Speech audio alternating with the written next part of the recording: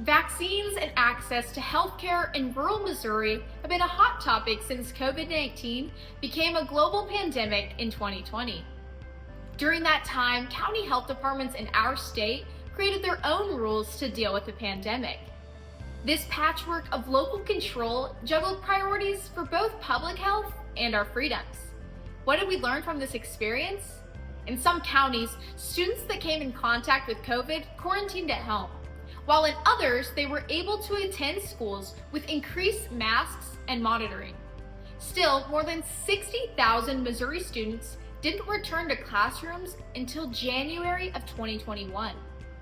Inspired by my cousin and polio survivor, Riesel Skinner, my friends and I embarked on a journey to explore the impact vaccines and county health departments have had on our society. How have health departments balanced the priorities of public health with personal freedoms and our rural values?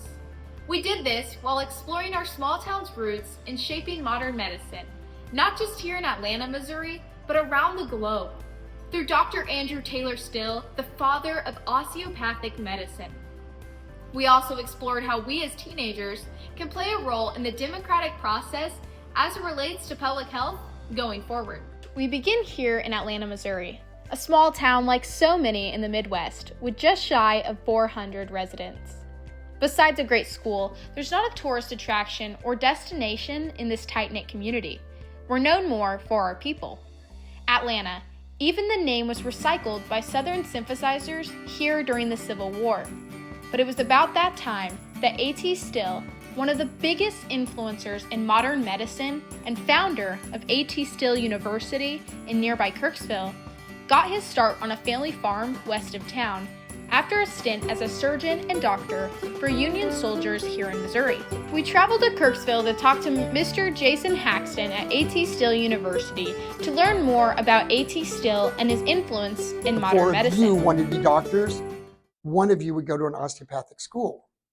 Now there's 10 more schools planned. So in 3 or 4 years, up to maybe 33%. So 1 in 3 will be getting an osteopathic education. That's how much we've grown from one person 150 years ago to 25% of all medical students are going for an osteopathic education. Tragedy struck the Still family in 1864 with the death of his wife, 3 of his children, and an adopted child from spinal meningitis, a disease that is now curable with vaccines.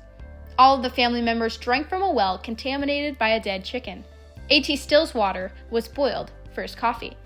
Would these illnesses and food handling mishaps been preventable now through the work of our local health department, its outreach and resources?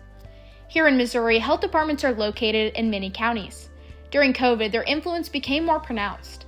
In some counties, like Newton County, innovative health departments allowed students exposed to COVID to continue attending school with increased masking and monitoring. The pandemic brought to the forefront democracy in action as it relates to county health departments. Missourians became divided on how they thought the situation could best be handled, and county health departments' board members were confronted by a public with deep divides on the issues, including teens, concerned for their safety, and those wishing to continue on with their education and extracurricular activities. As teens, we can use our First Amendment rights to express our views to our local county health board members and our community, especially since local control of public health is so important in our state and their policies can impact our daily lives. Next, we traveled to Macon to visit with the folks at our local Macon County Health Department. And COVID,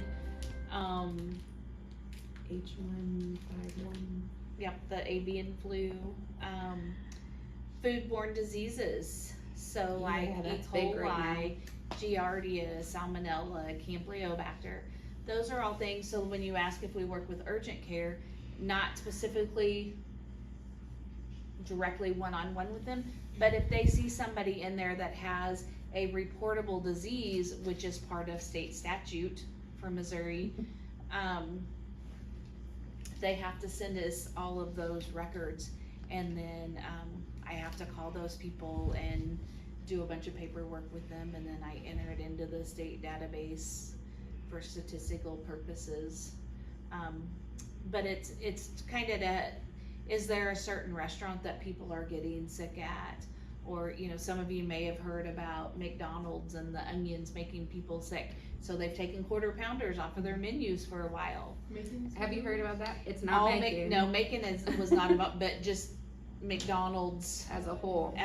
Yeah. Wait, what's wrong with onions? I thought you There's could eat them. specific onions on the quarter pounder that they put on that sandwich only, and they traced it back. Mark was telling me, or environmentalist was researching it, that the onions itself is the problem. Like, they were mixed in and they got, what's that? E. coli. So they got E. coli, and then with the onions shipped out to all the restaurants, and they were putting them on the quarter pounder, people has even died from that. Oh yeah, the kids. I heard about that actually. Like 3 people or something. Yeah, and a lot of people. Their children, or like some people believe, like, if they feed like all natural, non-processed foods, then their children won't, need the vaccines. You have to be careful of what you say. So in the state of Missouri, like I talked about a while ago, there are certain requirements for daycares and schools as far as immunizations. But people still have a right to choose to vaccinate or not vaccinate. And our take on it is we provide the education of why they should vaccinate. That's the prevention side of things. But for daycares, they have a form in Missouri that they can sign parent refusal, and they just don't vaccinate by state. Again, while students are directly impacted by the policies of our county health departments, we still can't vote for our neighbors running for board positions that govern it. However, we can communicate our views directly to these board members and employees and to our community, especially when their policies directly impact our safety, well-being, and freedoms. A.T. Still, a disruptor and influencer in medicine. His holistic approach to healthcare, osteopathic medicine, is still followed today globally. The Still family faced tragedies that would have likely been preventable today, thanks in part to the work of public health departments. We can follow A.T. Still's lead in advancing a healthier society, including having a positive impact on the work of county health departments and local control that allows our communities to determine the best path forward to balance our public health needs and freedoms.